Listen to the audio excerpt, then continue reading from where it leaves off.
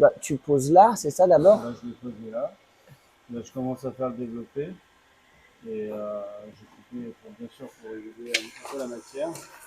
Et puis après, tout dépend de où on s'arrête. Bah, de toute façon, on l'amène au maximum et après, nous, quand on va remettre les côtés, c'est là où on va tricher visuellement, en fait. Bah, pour l'instant, ça va, dans le fait où, comme prévu, on va devoir tricher visuellement. À la base, on s'était dit de poser d'abord cette partie-là, puis la partie haute, pour après mettre les côtés. Mais en fait, on se rend compte qu'avec le graphisme, et en fait, du coup, on est déjà en train de tricher pour avoir un rendu qui soit le plus rapprochant de la réalisation 3D, en fait.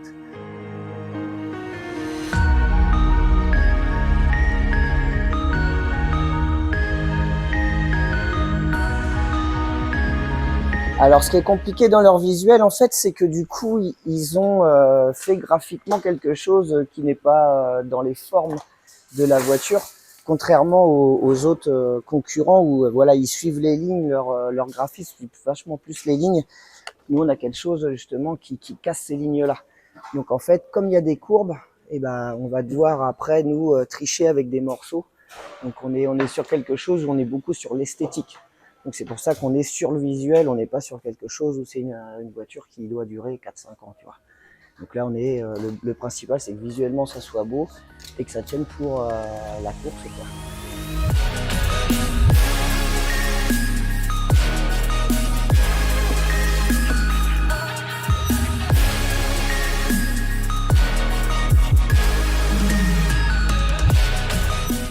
C'est pas bien de tricher. Visuellement, on a le droit. Il faut pas tricher à l'école.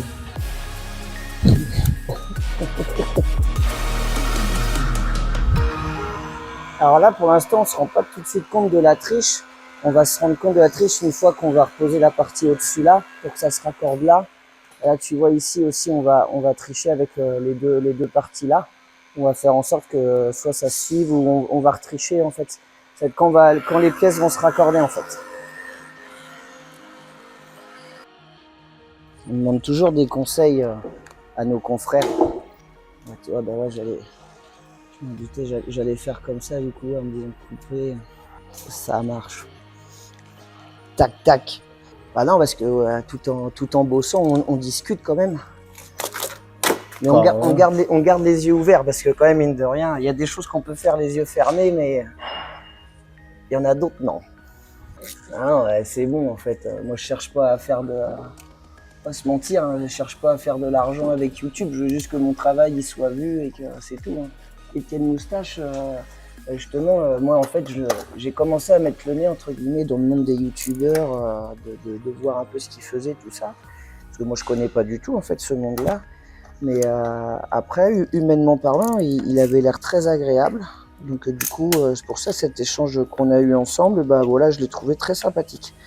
Et puis bon, bah tu vois qu'il est passionné d'automobile aussi, c'est cool. La notoriété des gens, moi je m'en préoccupe pas forcément. Je suis plutôt dans au final, entre guillemets, dans humainement parlant, quoi. C'est toujours plus intéressant de discuter avec quelqu'un d'intéressant que de quelqu'un au final qui te prenne de haut. Alors que là, ouais, c'est vrai qu'il a été tout de suite très très cool en disant bah oui, on discute. On s'enregistre et puis t'en feras ce que tu veux. Donc j'ai trouvé ça super humble et super cool de sa part, parce que bon, il a pas que ça à foutre, quoi. On va pas se mentir, c'est vrai que si sa notoriété peut permettre, moi, que les gens découvrent le métier du wrapping et que qui suivent nos projets un petit peu locaux. Voilà, moi c'est ça, c'est que Loco Déco, c'est faire des projets pour sortir du lot.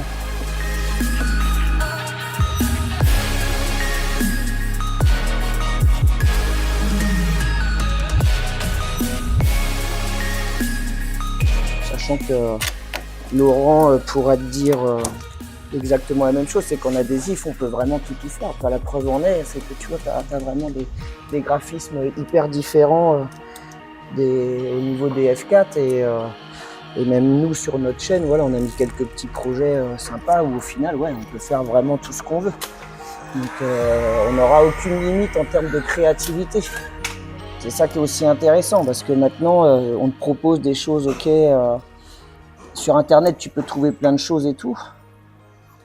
Mais vraiment, la personnalisation, nous, c'est quelque chose qu'on peut apporter à n'importe qui, hein, que ça soit quelqu'un, soit un particulier, soit du professionnel. Hein. Donc c'est aussi bien, on peut vraiment toucher tout le monde, quoi. Puis après, bon, bah, il y a le savoir-faire graphique, technique.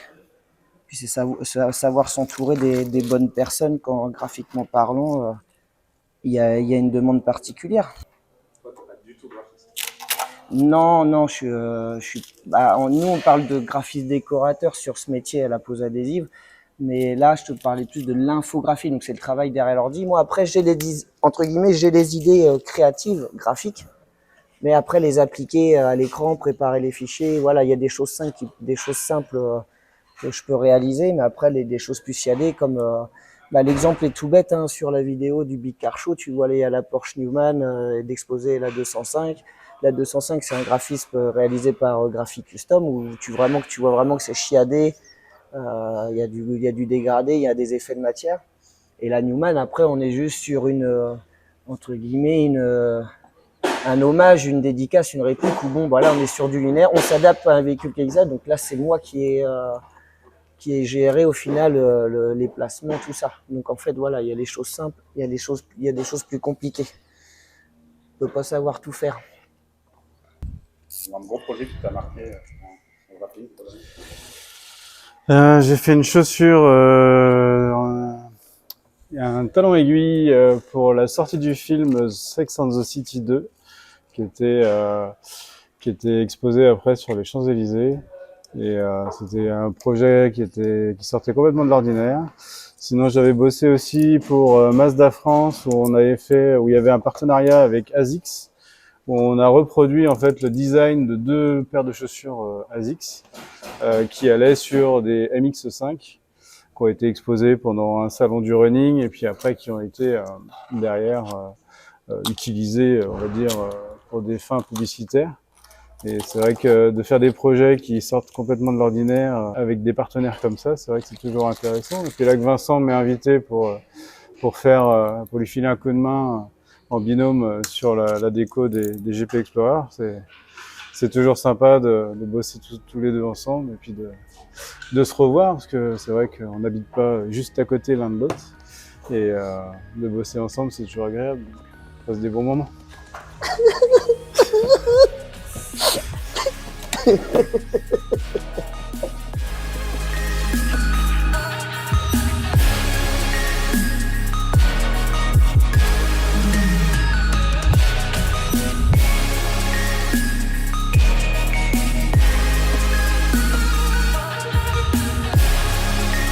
Bah là, on peut demander aux jeunes là, qui remettent les côtés là. T'es sûr? Tu veux pas faire les Bah pièces, non, parce qu'il faut que ça se suive. Ah oui. Excuse-moi, jeune homme, excuse-moi. Tu peux voir avec tes collègues qui nous remettent les 2 côtés. Je sais pas comment ça s'appelle. Non, pas les trains, mais tu sais la partie qu'on a fait en adhésif là. Ah, les pontons. Les pontons. Ouais. Parce que nous après, comme on va mettre le dessus, puis vous pouvez même, en fait, ouais, si vous pouvez nous remettre les pontons et puis la partie arrière, parce que nous en fait notre adhésif. On va venir le mettre là, puis après en fait nous on va une fois de plus tricher visuellement sur ces parties-là pour que ça s'accorde. Donc ouais, on va devoir poser ça. Donc si vous pouvez nous mettre les pontons.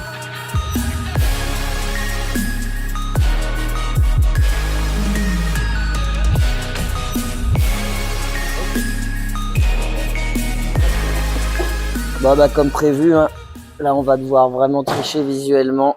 Donc la puzzle, la pièce qu'on était censé mettre en une fois, en fait on va la découper en 3 fois, tu vois. Pour au final, là on va mettre un petit chevauchement comme le gris, on va le faire remonter dessus. Là ouais, là on est complètement dans la triche visuelle, quoi. Donc là tu vois, je vais avoir mis ce morceau là. Donc lui ça serait bien que ça revienne. Ah, attends, là il va revenir là lui. Tac. Là, tu vois, ok, ça revient là. Donc voilà, hein, tu le vois de près le véhicule. Tu le vois de près le véhicule, mais de toute façon à la télé tu le verras de loin. Hein. Enfin, où tu l'as vu de loin? Voyons. Un petit cassage de lame, hein, pour pas attaquer la carrosserie derrière. Et donc là, tu vois, on va prolonger. Là, tu vois, tac. Donc hop. T'as vu, on se met dans des positions. Regarde le pauvre Laurent, il va avoir mal au dos, je vais être obligé de le masser.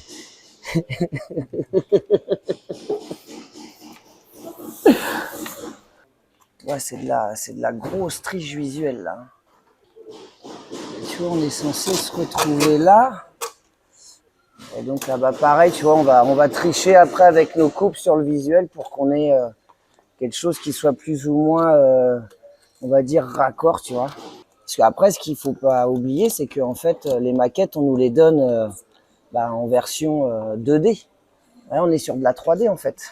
Tu vois, là, on va couper après ici, là, de toute façon. Et tu vois, on va être sur quelque chose qui va être quand même ressemblant, quoi. Donc là, peut-être qu'on va tricher encore tout à l'heure, là, où justement, on va refaire continuer la pointe là, comme ça, quoi. Voilà, de la triche. J'avais prévenu Étienne. J'avais prévenu Monsieur Moustache. Il a dit qu'on serait obligé de tricher visuellement. Et là, là, on est en plein dans le mille et mille.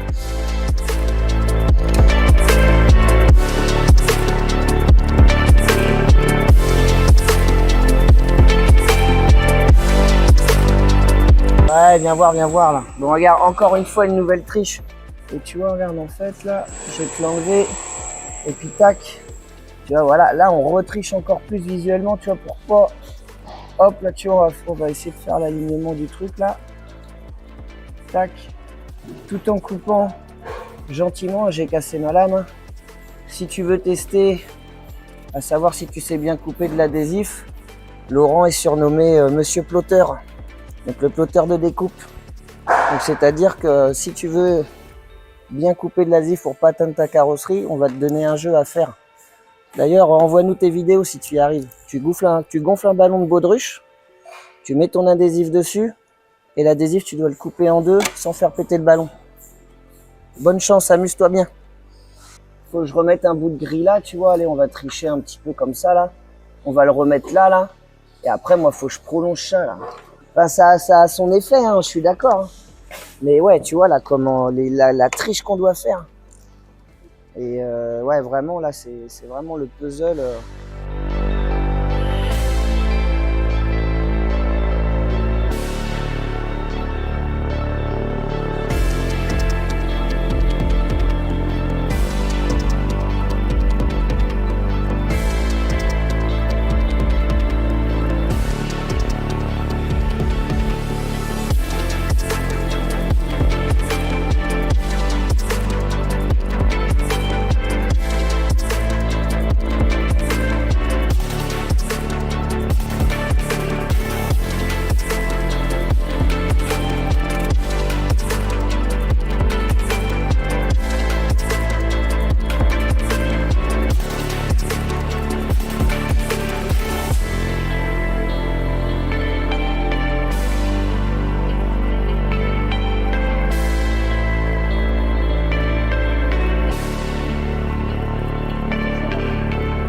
Voilà, on en est que ça avance.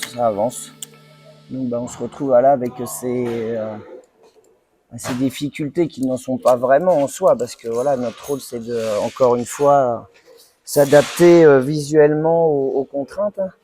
Donc bon, on arrive à un résultat qui reste cohérent, hein, malgré des coupes faite dans les formes du visuel. Donc bon, au final le train avant, hein, même ça nous c'est prêt. Donc, tu vois, nous on va se mettre sur l'arrière là. Comme ça, nous après une fois qu'on aura fait ça, au final une fois que ces parties là elles sont finies, c'est vous pourrez remettre le truc de le halo. Parce que nous sur le halo après voilà on doit s'adapter et remettre une là on a encore pas mal de taf, mais là sur le devant en fait on est tout bon. Là on va falloir qu'on mette l'arrière là et bon petit coup de nettoyage hein, déjà. Et puis bah on va mettre le visu à l'arrière et puis là bah là après ça va être improvisation totale sur ces parties là tu vois pour que là ça se retrouve là où on va regarder sur la maquette hein, toujours on va essayer de faire vraiment de faire au mieux hein. On va vraiment essayer de faire au mieux donc tu vois c'est pour ça qu'une fois que la partie est faite il faudra qu'il repose le halo pour que du coup nous visuellement et ben on se réadapte quoi. Nous les halos sont prêts, hein, ça a été fait au local. Donc voilà, c'était important en termes de timing de justement faire des pièces au local.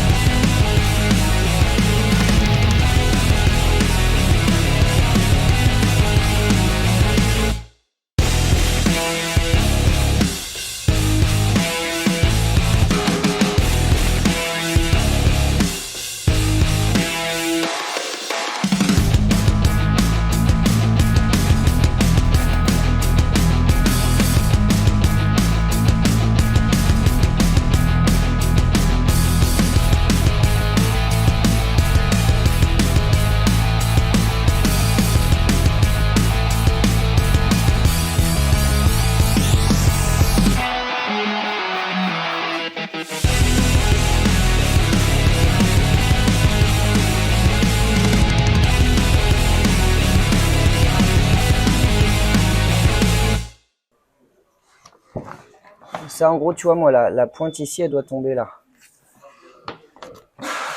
Comme ça revient. Tu vois entre guillemets ça déjà on doit le faire tomber. Ouais c'est ça là dans l'angle de ça. Là. Nous on a du orange là. Et là tu vois la truc elle va arriver là donc tu vois nous notre partie orange elle est là donc après tu vois là il va y avoir une grosse triche. Là non justement on va jouer avec les morceaux de couleur en fait.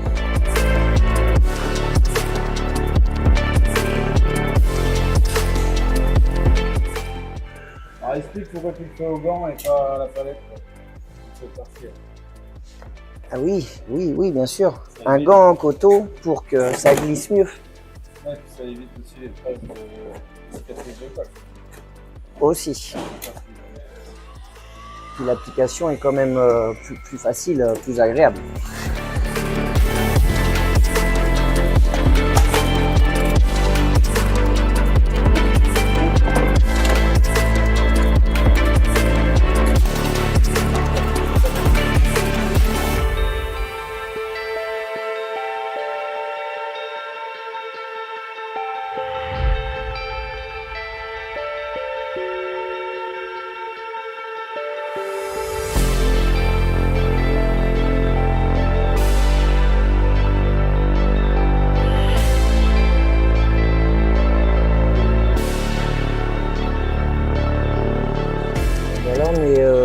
On est plutôt pas mal, sachant qu'on a commencé à 9h30. Là, il va être temps de casser la croûte. Donc, comme tu vois, on est pas mal avancé. Bon, on va avoir encore de la retouche, hein, tu vois. Là, on va devoir mettre un morceau orange là pour que ça se continue. Puis là aussi, là, on va jouer sur le orange là comme ça, je pense. À voir, là, on va commencer tranquillement à réfléchir. Là, de toute façon, on a le bandeau là de ça là. Donc tu vois, même ça se trouve le bandeau, on va tricher avec ce bandeau là aussi, tu vois. On va voir, on va aviser hein, de toute façon. Comme je vous le dis, on doit tricher visuellement. Donc là c'est un vrai patchwork là. J'ai l'impression d'être Picasso.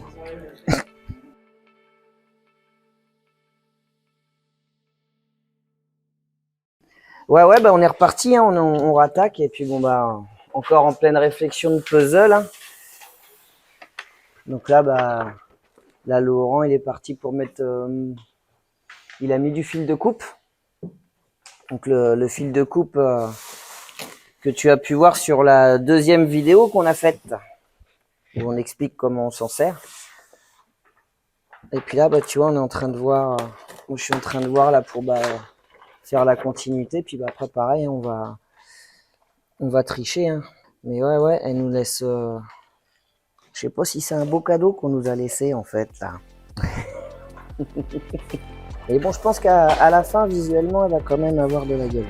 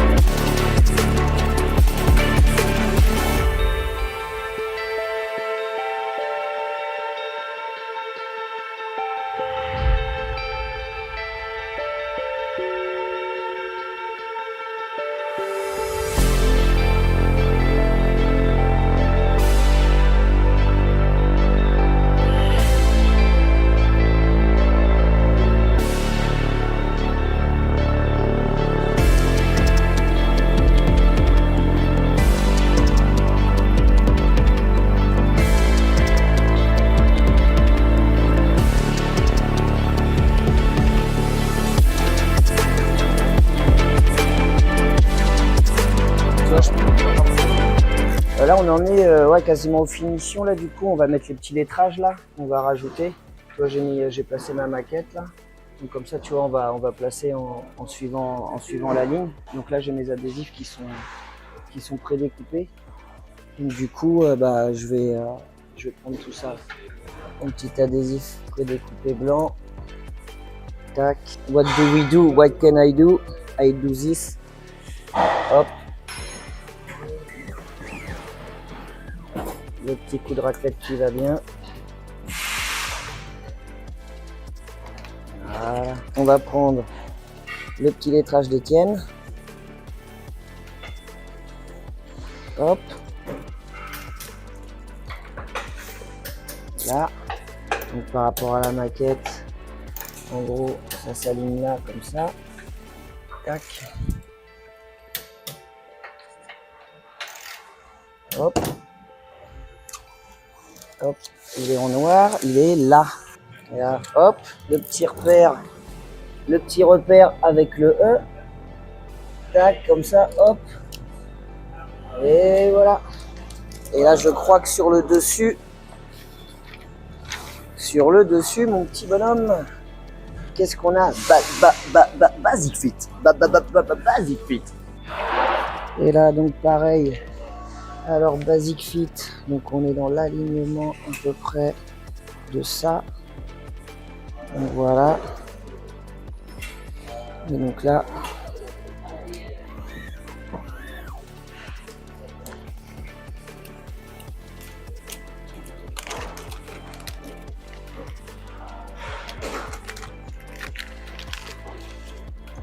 ouais, Basic Fit, yeah. C'est comme ça, Basic Fit. Et donc là, ben, on va aller se faire l'autre côté. On va prendre nos AD.